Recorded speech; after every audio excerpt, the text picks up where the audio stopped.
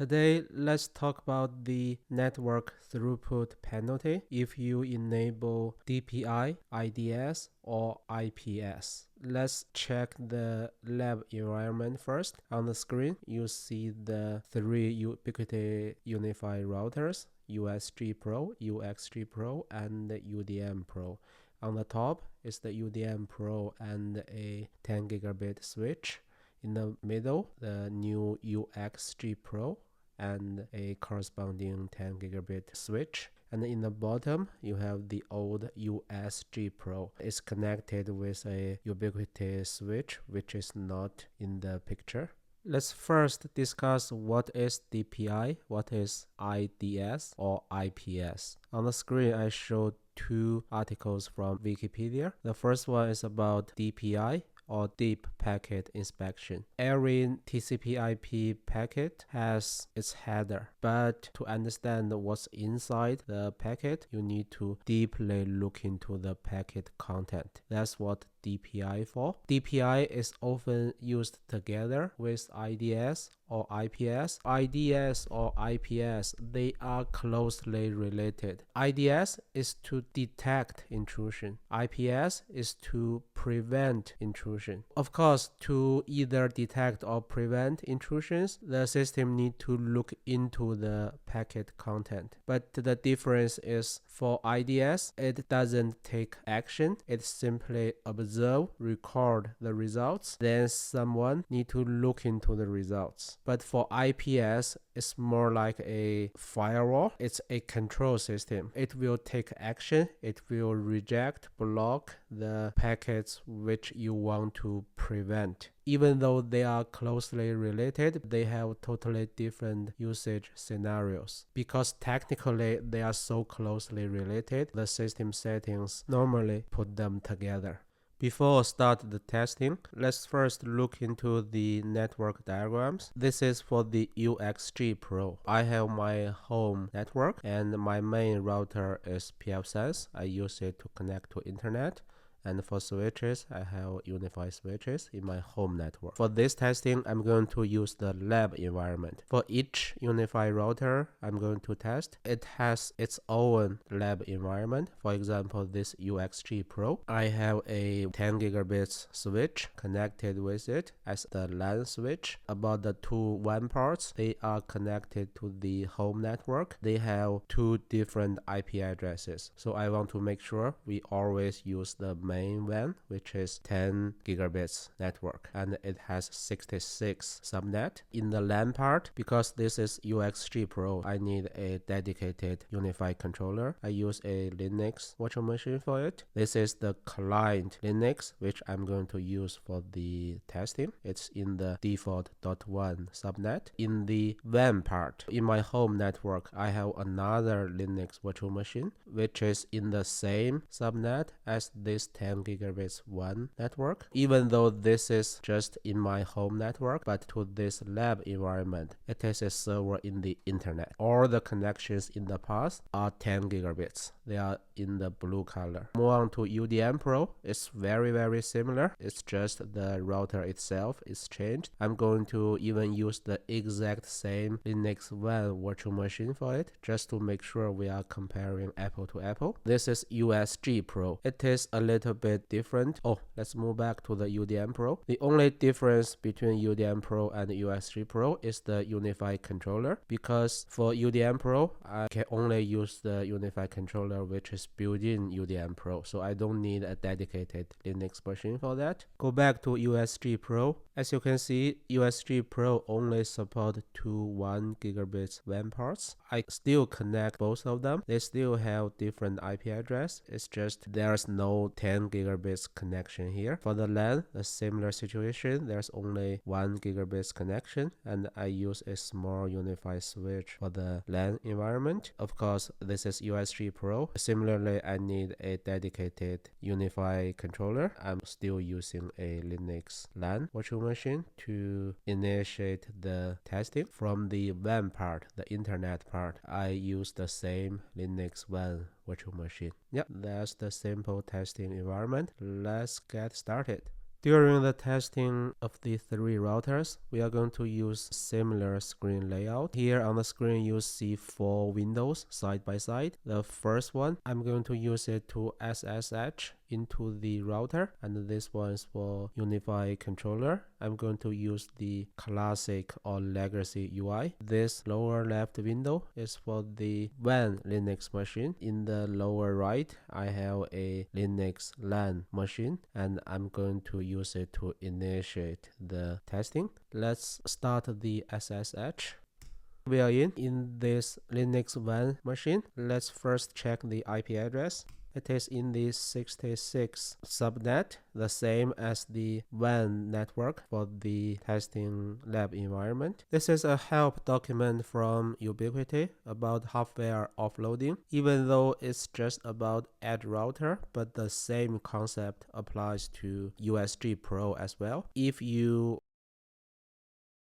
to the dedicated hardware instead of executing software functionalities using CPU, many times it may dramatically improve the performance, especially when the CPU is not very powerful. So this is the situation for USG-Pro as well. Whenever we talk about network throughput, we need to make sure whether the hardware offloading is enabled or disabled, because the end results will be very different. We can start the IPS3 server in the Linux WAN machine already, and here is IP address. Let's connect to it from the client, and we wanted to continuously send data, so we want it to run for a long time. I want to use the whole bandwidth, so let me add more parallel connections. Okay. Yeah, it's about 940 megabits. Let it run, and let's check the settings. In the UniFi controller, I'm in the DPI part. By default, out of the box, it is enabled. Go to thread management. By default, it's disabled. During this situation, we have the almost line speed. Remember, this is USG-Pro, so the maximum bandwidth is 1 gigabit. So it's close to the line speed. In the SSH, let's run the top.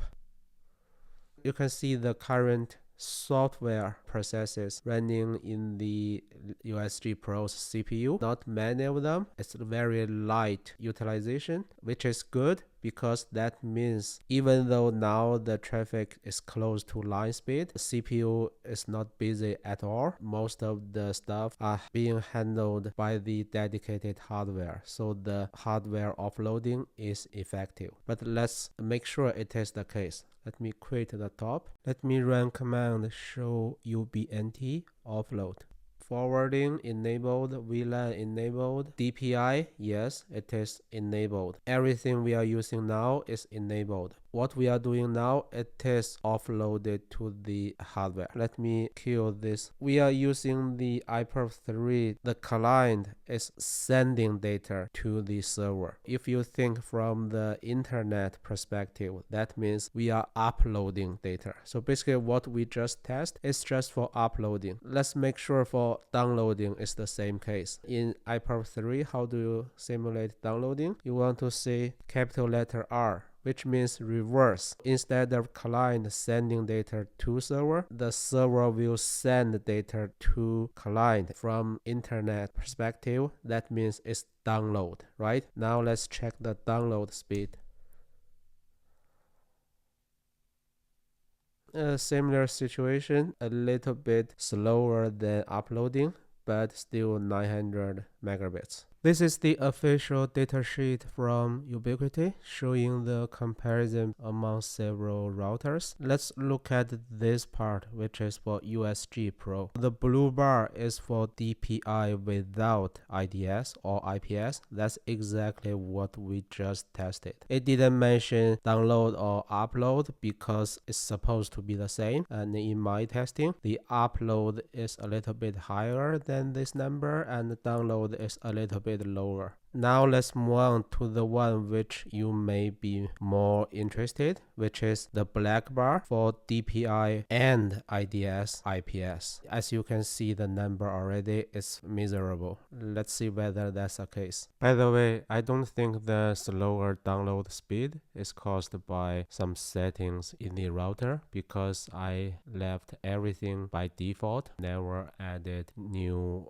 firewall rules to WAN LAN, so I don't know why the speed is just a little bit slower than the number specified by Ubiquiti. Now let's enable IDS or IPS. Let's see what's the throughput penalty. Select IPS, and here for categories, I will select all and apply changes. In the SSH session, let me check the current offload setting. Okay, as you can see, it's already disabled for forwarding VLAN. For DPI, it's still enabled. Let's see now what's the performance impact. In the Linux client, let me test the same thing, starting from uploading.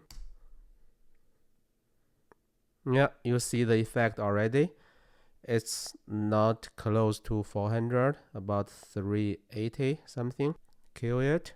Now let's try the download with capital R. This time the download is a little bit faster, around 400. If you compare the official datasheet, you may notice this number is higher than the Ubiquiti's number, 250, right? Maybe Ubiquiti improved the software so that the performance is better. Let's check the SSH. Let me run top. If you check the top 4 or 5 processes, you will understand why we cannot reach the line speed, which is 1 gigabit. See the 2K soft IRQD. Why there are 2 processes? Because the CPU has 2 cores, so each core will have 1 such process. This process is the software to execute the functions which should have been offloaded to hardware. And see another thing, the suricata, that's for the IDS and the IPS functionality, and itself takes about 30% CPU time. Now the CPU utilization is 100. The system cannot process more data. That's why we have the penalty. Before we move on to Udm Pro, let's talk about Jumbo Frame, because this video is focusing on the network throughput. Of course, people may think about Jumbo Frame settings, but I didn't talk about that in the beginning. The reason is for Udm Pro and UXG-Pro, the situation is a little bit complicated. On the screen, I show you 2 network controllers. The left one is for Udm Pro, the right one is for UXG-Pro. I'm in the device setting. They are both in the new UI mode. In the setting, you have the familiar services. If you know how to set Jumbo Frame in regular UniFi switches, you will know, okay, the setting is under services, right? So let's expand it. There's no Jumbo Frame radio button. Instead, there's a MS clamping setting. So this is related to MTU, just like Jumbo Frame, but it's not exactly the same thing. And here, if I change to custom, the maximum number is 1452. Let's check UXG-Pro. There's simply no services section under settings. So in the new UI, there's no Jumbo Frame settings. Then let's switch to old UI. This is the old UI or legacy UI for both devices. For Udm Pro, let me go to services. See, here you have the familiar enable Jumbo Frame setting. But for UXG-Pro, again, there's no services section. But under advanced, it does have the MSS clamping section. So I don't want to just switch on Jumbo Frame in this Udm Pro so that they won't be the exact comparison. So I will keep the default setting, which will be 1500. In fact, I did use SSH into the two routers and manually set the MTU for ports which I wanted to set jumbo frames. Then during testing I didn't see differences, so that's why in this video I'm going to keep the default MTU setting. When I use IPERF3 I will specify the 10 parallel connections just to make sure I take full advantage of the whole bandwidth. Okay, now let's move on to Udm Pro. I'm using the similar screen layout. I already SSH into the router. Here I'm showing the network controller. As you can see, by default, the DPI is enabled, and for IDS and IPS, they are disabled. I'm not touching this Linux WAN machine. Let me launch the top first, and currently it's in pretty idle mode. And let me start the upload testing first. Okay, so 9.1, yeah, pretty much 9 gigabits. Kill it, and then this is for downloading. Almost the same speed, right? So everything looks good. And if you check the SSH window, you can see the top 4.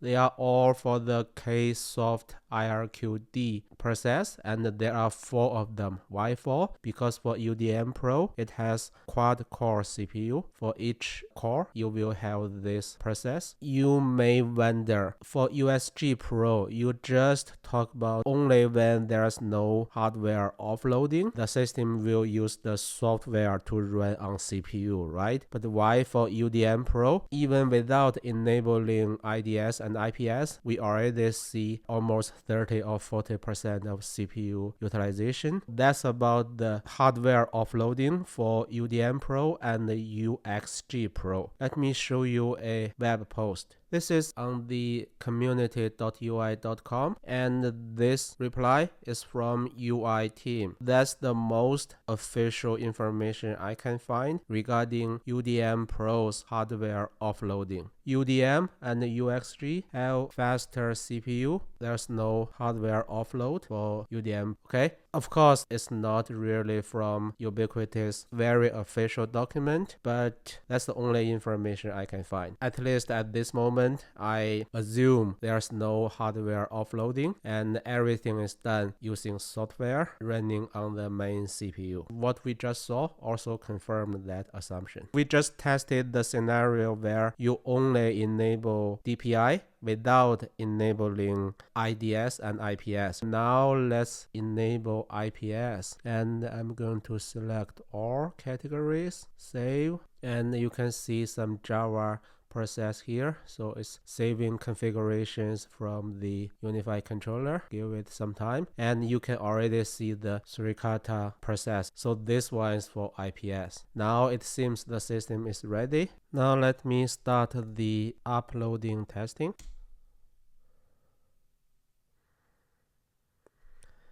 See, it's so surprising because the speed is still very high. And from the SSH, you can see, yes, the top 5, 4 of them are for the Ksoft IRQD process, and the 5th one is the Suricata process for IDS, IPS, and they sum up to almost 100%, right?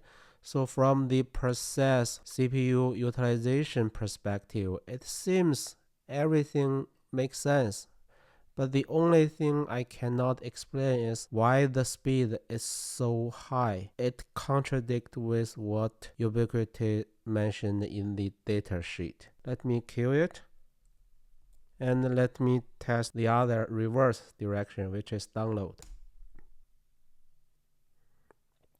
Yeah, so another thing which I cannot explain, because yes, now the speed is much slower, close to what Ubiquiti mentioned in the datasheet, but why for uploading and download the maximum speeds are so different? The CPU utilization is 100%, right? So then why for downloading the speed is much lower than uploading? This is the testing result in Udm Pro. Let's see whether in UXG-Pro is the same case. Now I just move on to UXG-Pro. Exact same screen layout. I already ran the top command in SSH session. And here in the UniFi network controller, as we can see, DPI enabled, IDS, IPS disabled. Let me start the uploading testing. Yeah, 9.3 gigabits, exactly as we expected. No surprise. Queue it, then download. Yeah, it's a little bit slower. I'm okay with that. Enable IPS, all categories, exactly the same setting as in Udm Pro. Save.